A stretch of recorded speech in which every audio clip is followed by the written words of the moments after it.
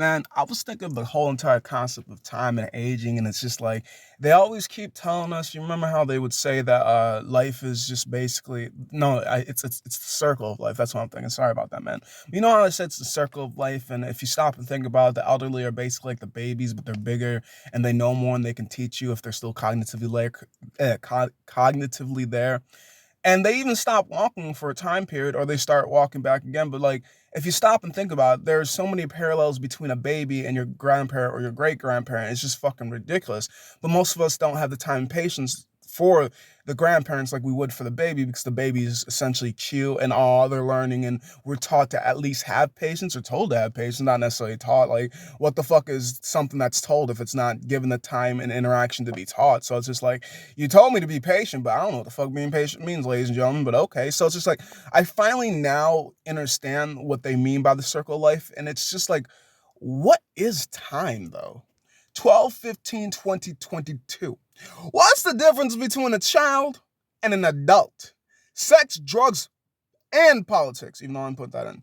Children have more fun given that their parents aren't monarchs running, ruining, depriving the youth's glow. Not much of a difference between adults and kids. Big and little humans, just one should have a more developed brain. The superior should never look down on the inferior, nor try to mix with it.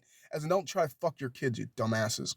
Just coexist until they can see eye to eye.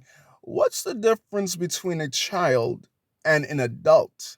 Intellectual differences. As a talker, as a thinker, as a people person, I have come to learn. Some adults have childish minds. Some children think better than adults. I still rarely get how little humans can be so bright, yet the bigger ones seem to like to treat them right.